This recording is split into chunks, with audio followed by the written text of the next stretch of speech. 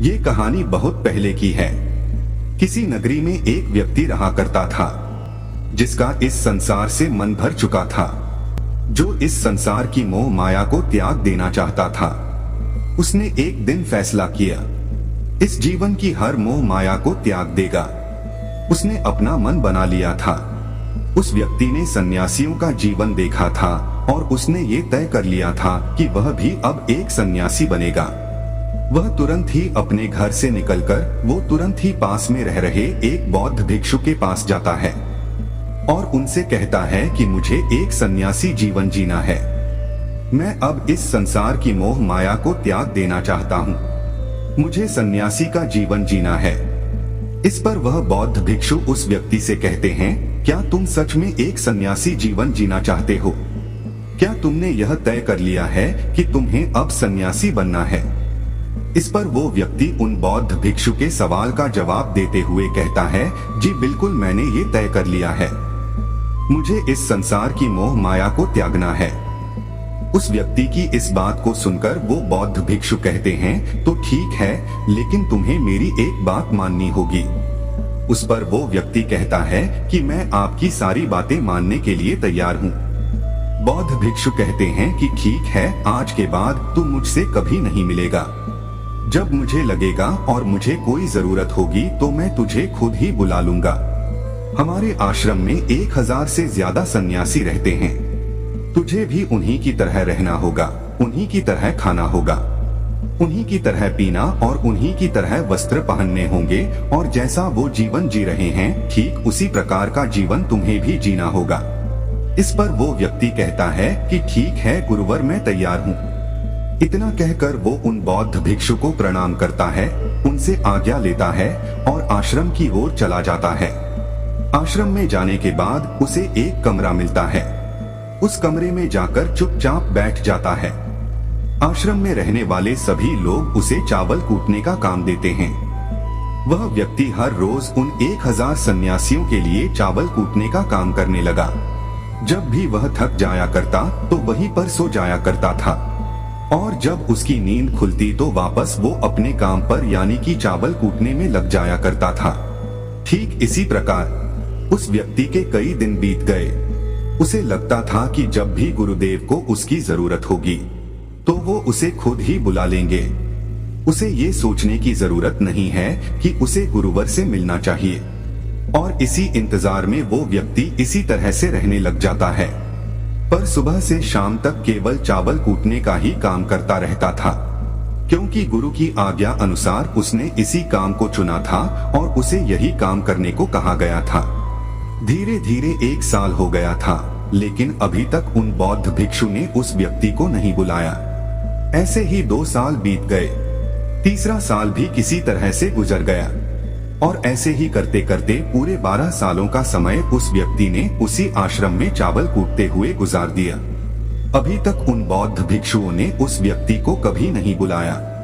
लेकिन इस वक्त के दौरान उस व्यक्ति के मन में अब कोई विचार नहीं रह गए थे, ना ही कोई अड़चन, ना ही कोई समस्या। वह अपने गुरु के आदेशानुसार बस इसी काम में लगा रहता था। 12 सालों से वो इसी काम को कर रहा था और यह काम उसकी अब एक दिनचर्या सी बन चुकी थी। 12 सालों के बाद वो बौद्ध भिक्षु काफी बूढ़े भी हो चुके थे। उन्हें लगा था कि अब उनका अंतिम समय आ चुका है और उन्हें अब किसी एक उत्तराधिकार को चुनना ही होगा। इसलिए उन्होंने आश्रम में घोषणा करवा दी कि जो कोई भी मेरा उत्तराधिकारी बनना चाहता है वो अंधेरी रात में मेरे कमरे की बाहरी दीवार पर 4 पंक्तियां लिखकर जाएगा, और उन पंक्तियों में उसे ये बताना होगा कि इस जीवन को जीने का सही तरीका क्या है, इस जीवन को किस तरह से जीना सही है। इस जीवन का सत्य लिखना होगा। लेकिन एक बात याद रखना कि उसे ये खुद से ही लिखना होगा और खुद के जीवन का अनुभव बताना होगा। जो भी ये बताने में सफल हो जाएगा वही असली उत्तराधिकार बन पाएगा। यूं तो उस आश्रम में रहने वाले सभी उन बौद्ध भिक्षु को बहुत माना करते थे, उनका आदर किया करते थे, लेकिन इस तरह से कोई भी उन्हें धोखा नहीं देना चाहता था। उन बौद्ध भिक्षुओं के सामने खुद को एक सही और सफल उत्तराधिकारी साबित करना बहुत ही मुश्किल था। चाहत तो सभी शिष्यों के मन में थी कि वो एक उत्तराधिकार बने, लेकिन कोई भी ये काम करना नहीं चाहता था। लेकिन उन 1000 शिष्यों में से एक ऐसा विद्वान शिष्य था जिसने हिम्मत की और अंधेरी रात में जाकर गुरुवर के कमरे के बाहर की दीवार पर ये लिख दिया कि मन एक दर्पण की तरह है जिसमें धूल जम जाती है। उस धूल को साफ कर दो तो सत्य अनुभव में आ जाता है और सत्य मिल जाता है। यह 4 पंक्तियां उस शिष्य ने बड़ी ही हिम्मत के साथ अपने गुरुवर की कमरे की बाहरी ओर लिख दिया। अगली सुबह जब बौद्ध भिक्षु उठे और अपने कमरे से बाहर आए तो उन्होंने ये 4 पंक्तियां पढ़ी और उन्होंने कहा कि आखिर किस मूर्ख ने मेरी दीवार को खराब कर दिया है, उसे पकड़कर अभी मेरे पास लेकर आओ। जब आश्रम में सभी लोगों ने पता किया तो यह पता चला कि वह विद्वान शिष्य रात को ही इन 4 पंक्तियों को लिखने के बाद आश्रम छोड़कर चला गया, क्योंकि ये विचार उसके अपने नहीं थे।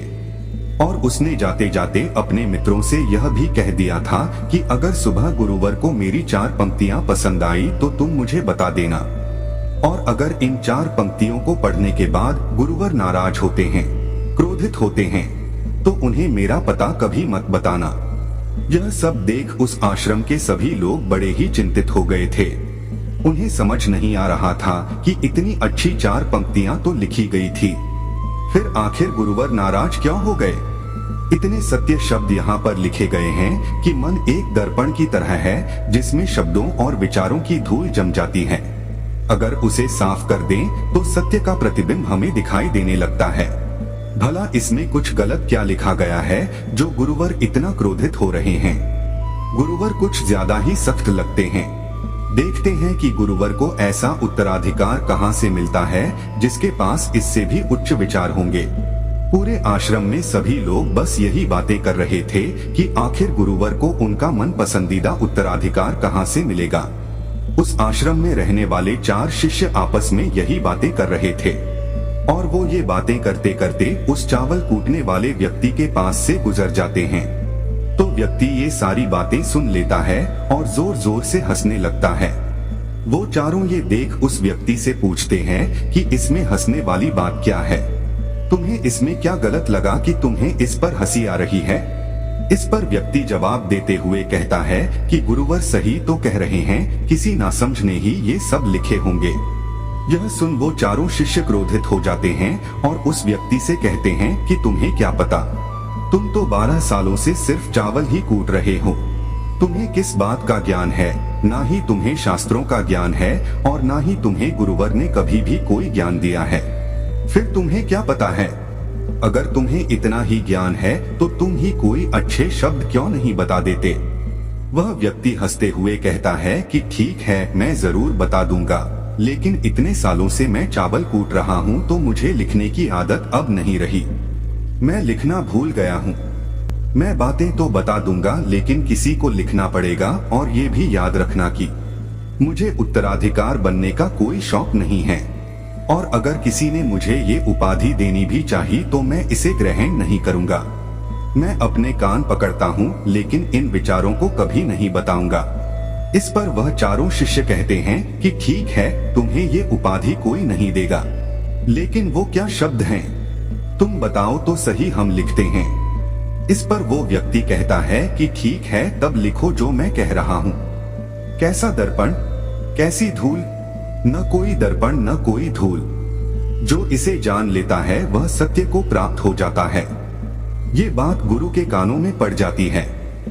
आधी रात को वो गुरुवर उस चावल कूटने वाले व्यक्ति के पास आते हैं और उससे कहते हैं कि तुम यहाँ से चले जाओ, वरना यहाँ पर रहने वाले आश्रम के सभी 1000 लोग तुम्हें छोड़ेंगे नहीं।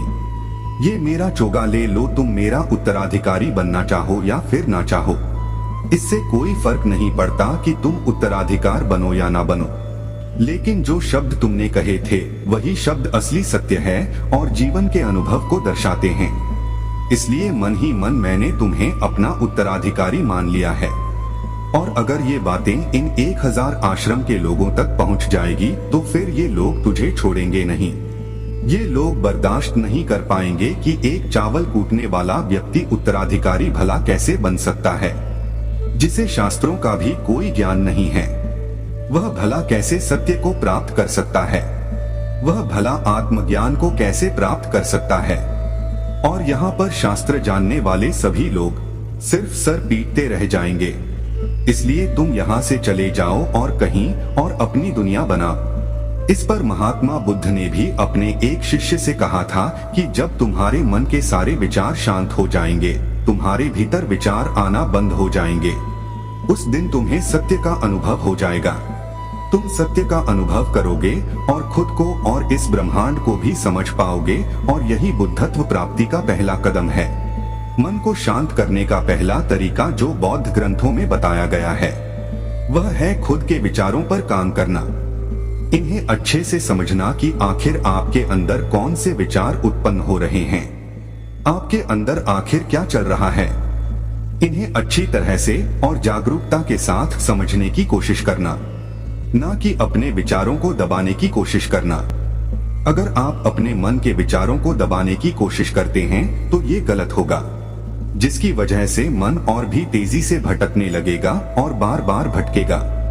लेकिन जब भी आपको ऐसा लगने लगे कि आपका मन और भी तेजी से भटक रहा है, तो आप तुरंत उस पर ध्यान देना शुरू कर दें। उसको जागरूकता के साथ देखें, अपने विचारों पर ध्यान दें और उनका निरीक्षण करना शुरू कर दें। निरंतर प्रयासों के बाद आप पाएंगे कि आपके अंदर विचारों को जागरूक होकर देखने की एक आदत सी लग गई है। लेकिन उसी के साथ में आप ये भी देख पाएंगे कि आपके मन में बुरे विचार अत्यधिक उत्पन्न हो रहे हैं।